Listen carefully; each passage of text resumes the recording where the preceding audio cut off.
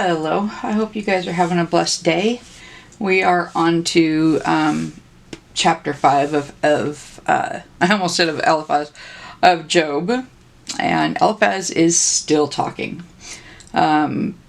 Still not being a good friend, still blaming Job for everything, as we'll see here. So let's see what Eliphaz has to say. He says, "Call now, is there anyone who will answer you? To which of the holy ones will you turn?" And holy ones is saints or people of God. They also, New Living Translation has it as, "Cry for help, but will anyone answer you? Which of the angels will help you?" So surely vexation kills the fool, and jealousy slays the simple. And vexation is not a word we usually use, so I had to look that up to see what that was. And the dictionary says it's the state of being annoyed, frustrated, or worried. So, yeah, I think that would describe Job and anybody who's in his situation right now. New King James Version says, "For wrath kills a foolish man, and envy slays a simple one." And that word "simple" is just one who says foolish things. So here we're seeing that Eliphaz is saying, okay, sin is what ruins everything, which is true, but doesn't necessarily apply to Job. "So I have seen the fool taking root, but suddenly I curse his dwelling. His children are far from safety. They are crushed to the gate. And there is no one to deliver them." And by deliver, he's talking about from their enemies and troubles, like from the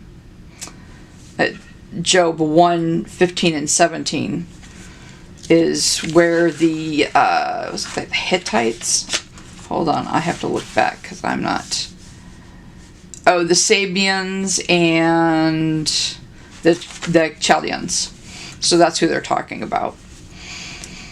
"The hungry eat his harvest, and he takes it even out of thorns. And the thirsty pant after his wealth."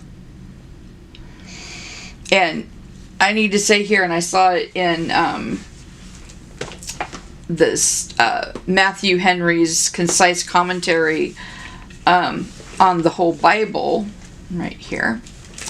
And he says, it says, "There is nothing in the world we are born to and can truly call our own, but sin and trouble. Actual transgressions are sparks that fly out of the furnace of original corruption, such as the frailty of our bones and the vanity of our enjoyments, that our troubles arise hence as the sparks fly upward. So many are they, and so fast does one follow another." And it also says that Job, or Eliphaz is saying that Job is not seeking God, but instead is quarreling with him. And that there isn't any evidence that Job actually did a horrible sin, as he's proposing, and that he's been being unfair and a horrible friend. So, "For affliction does not come from the dust, nor does trouble sprout from the ground. But man is born to trouble as the sparks fly upward," like Matthew Henry was just saying there. And he's talking about with Adam, Okay, sorry about that. The camera program or something froze. So I had to restart my camera. Okay. So, in verse 7, he's talking about Genesis 3:17 through 19. "Then to Adam he said, because you have heeded the voice of your wife, and have eaten from the tree of which I command you, saying, you shall not eat of it, cursed is the ground for your sake. In toil you shall eat of it all the days of your life. Both thorns and thistles it shall bring forth for you, and you shall eat the herb of the field. In the sweat of your face you shall eat bread, till you return to the ground. For out of it you were taken, and dust you are, and to dust you shall return. So that's why we are born to evil. Because we're human. And we're going to be that way until Jesus comes and takes us home and in the rapture. Or if we die before the rapture. Because we're still in this world. There is no person in this world who cannot sin and who can basically be holy without Jesus Christ. We have to have Jesus Christ's Jesus Christ's blood to wash us clean and have this Holy Spirit in us. And we're still going to sin because we're of the world until we are raptured and go to heaven. And then that sin nature will be taken out of us and we will be a new being. I know, I can't wait for that day to come. I don't know about you, but I am tired of being of the world. Alright. So, verse 8. As for me, I will seek God, and to God would I commit my cause. Here's where he's saying that Job is arguing with God instead of seeking him. Who does great things and unsearchable, marvelous things without number. Which, yes, we could not count the many blessings that we get from God. Even when we are in trials and tribulation, God is still giving us blessings. We just don't always see it. Sometimes it's really hard to see through the darkness. Especially if you've found this Bible study through loss, or especially loss of a child. Whether that be by them going home to be with God, or by somebody else turning them against you, like an ex. That's a hard thing to go through. And it's very, very dark. And without God's light, you can't make it through it on your own. You just can't. That's impossible. Okay. So, sorry, where was I? Okay. He gives rain on the earth and sends waters on the fields. He sets on high those who are lowly, and those who mourn are lifted to safety. He frustrates the devices of the crafty, so that their hand achieves no success.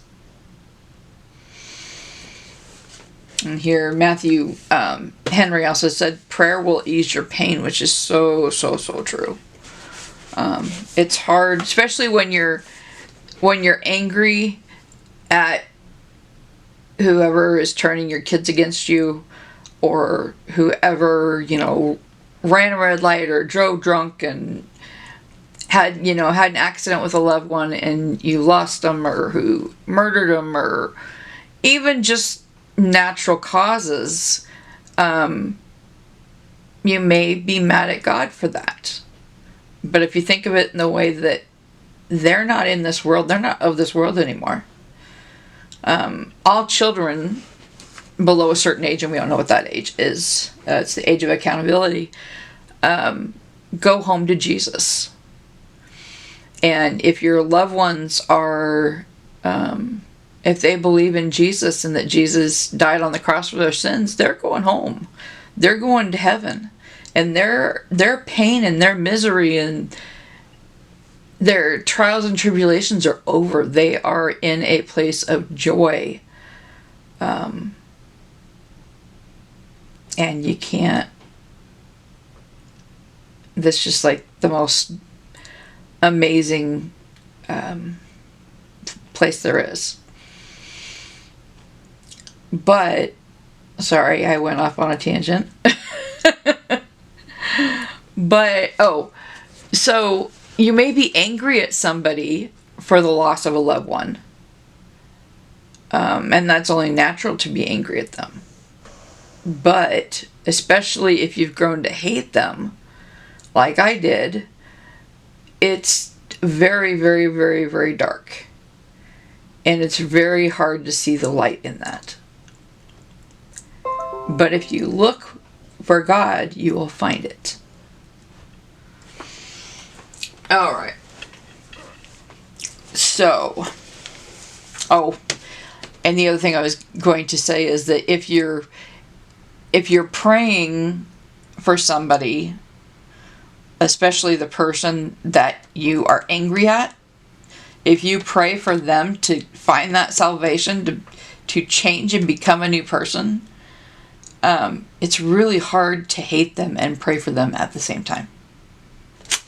Just saying. That's what helped me a lot. And I didn't pray for him for himself. I mean, I shouldn't say that. I did, because I do want him to change and be. But I started out doing it for me, so that I could lose that hatred in my heart.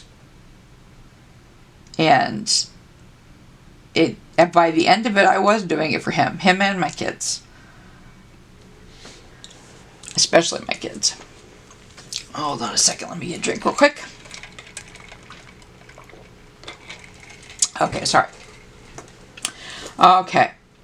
So, he frustrates the devices of the crafty, so their hands achieve no success.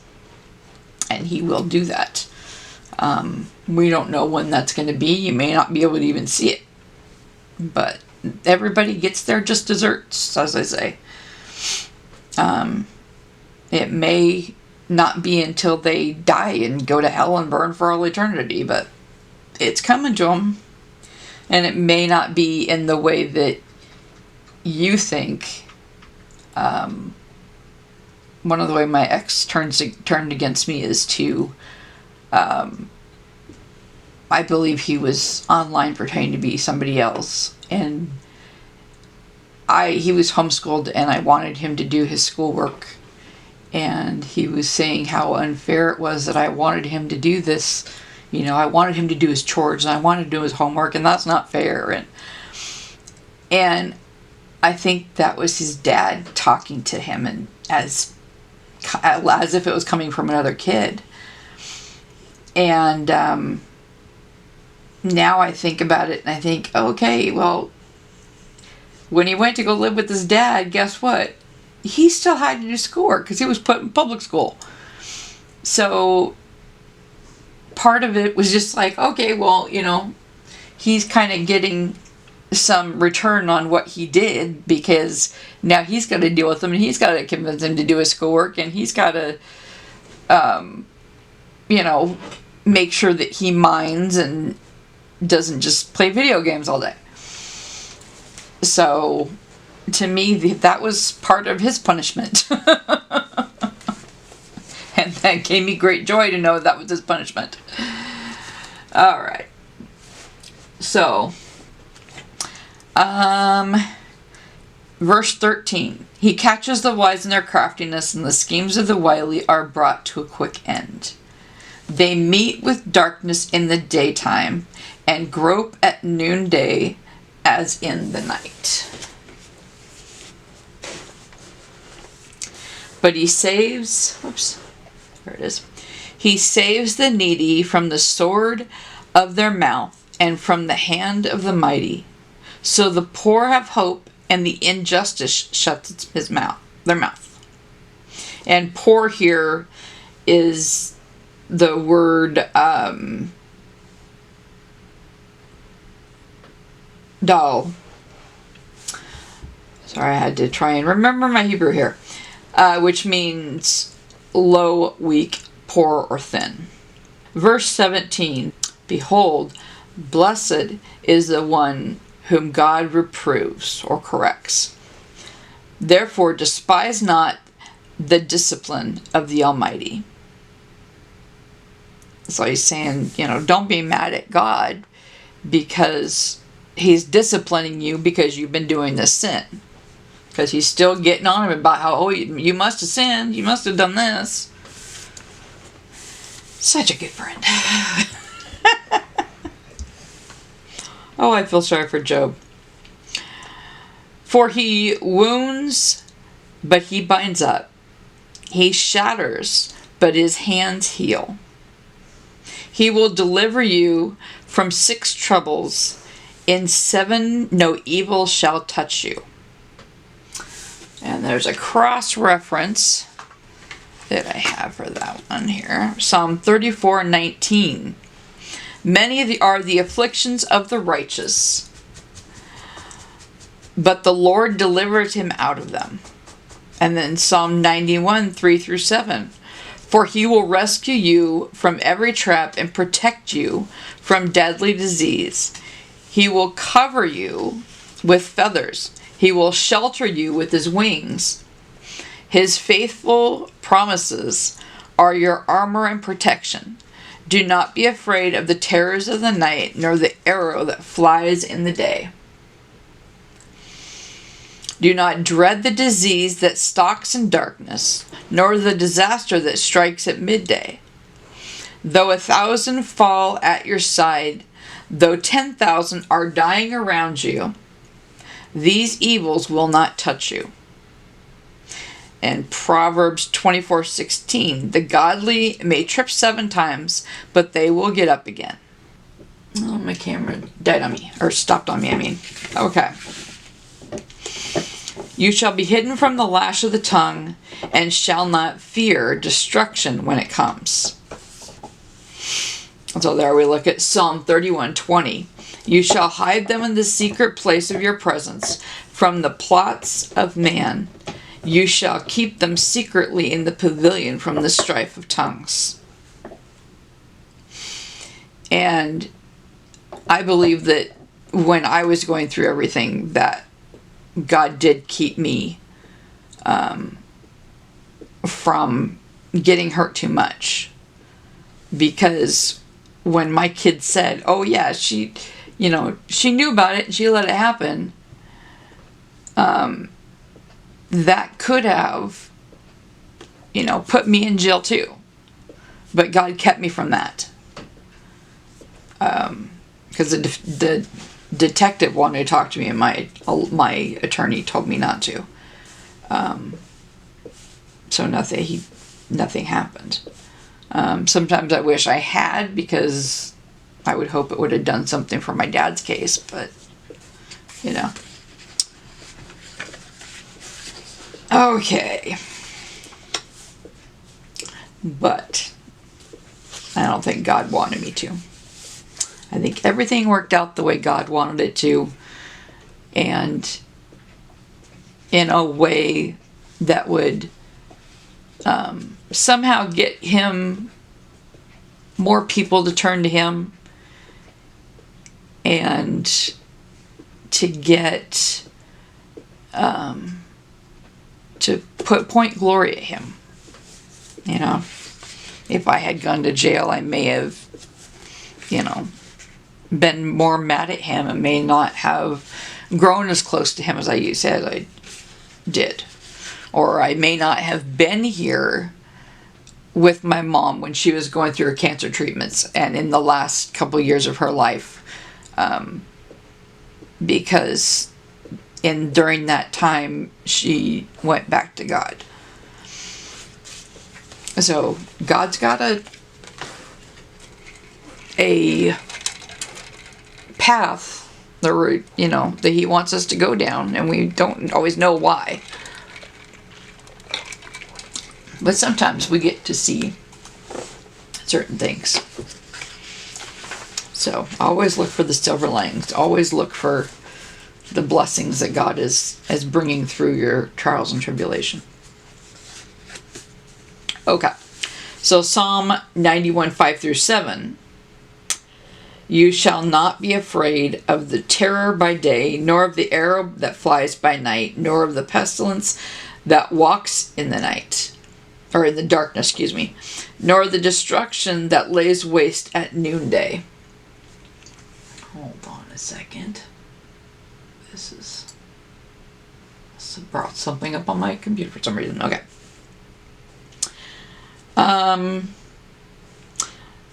1,000 may fall at your side and 10,000 at your right hand, but it shall not come near you. Thank God for that. At destruction, oops, let me get this right here for you. At destruction and famine, you shall laugh, and shall not fear the beast of the earth. And it's in the Bible, or in the Bible dictionary, it says unclean beast. New Living Translation says, you will laugh at destruction and famine, wild animals will not terrify you. For you shall be in league with the stones of the field, and the beasts of the field shall be at peace with you. You shall know that your tent is at peace, and you shall inspect your fold and miss nothing. You shall know also that your offspring shall be many, and your descendants as the grass of the earth. You shall come to your grave in the ripe old age, like a sheaf gathered up in season. Behold, this we have searched out, it is true. Hear and know it if you're good. Hear and know it for your good. So, some things that Matthew Henry says in here. Correction mortifies his corruptions, weans his heart from the world, draws him nearer to God, brings him to his Bible, brings him to his knees. Though God wounds, yet he supports his people under afflictions, and in due time delivers them. Making a wound is sometimes part of a cure. So, God has his reasons for everything, and you know, like I said, you may not always see it, but there's a reason. That same verse that always comes to mind is Romans 8:28. I know I've told you guys before. But, you know, if God turns all bad to good for those who love him and are called according to his purpose. And also for his glory. I don't know the Bible verse for that one, but I know that there is a Bible verse that says that too. If you know what verse that is I'm thinking of, put it in the comments down below. I'm not good at always remembering the verse, where a verse is. A friend of mine is really good at that. Somebody will say to them, oh yeah, that's in Ephesians chapter 6. I'm like, how do you remember that? And she doesn't remember all of them, but she does remember quite a few. Okay. So, and if the servant of Christ are not delivered from outward troubles, they are delivered by them. And while overcome by one trouble, they conquer all. Whatever is maliciously said against them shall not hurt them. They shall have wisdom and grace to manage their concerns. That man lives long enough who has done his work and is fit for another world,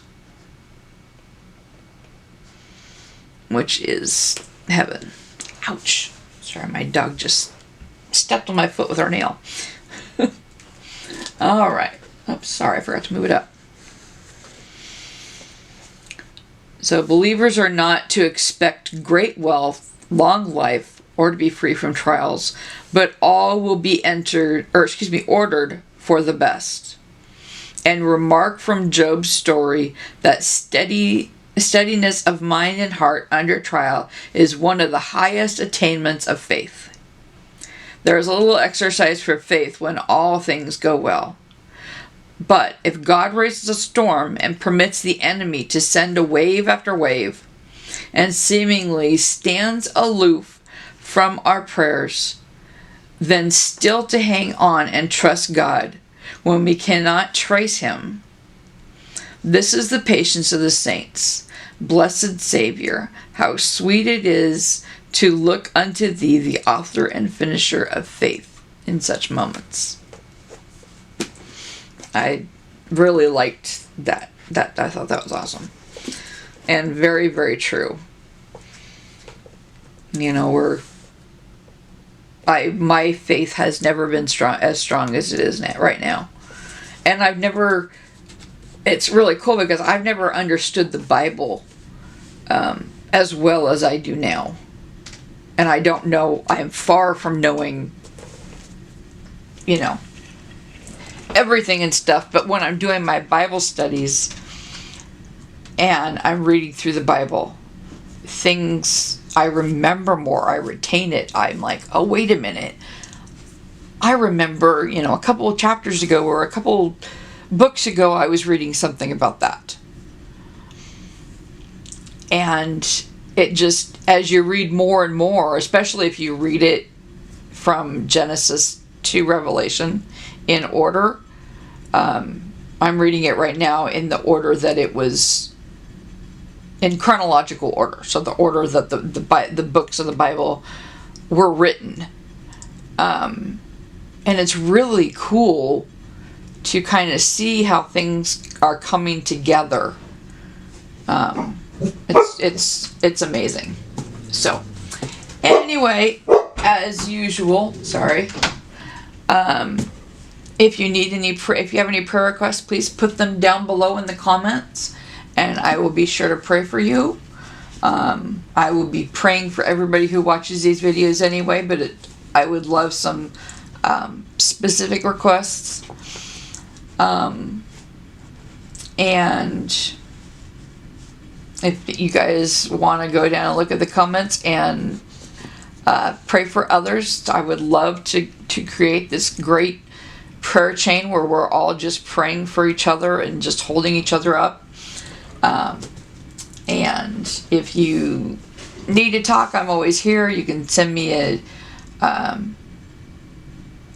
text message, or not text message, a message on Messenger. And I would, or an email, and I would love to correspond with you. So I will see you next time.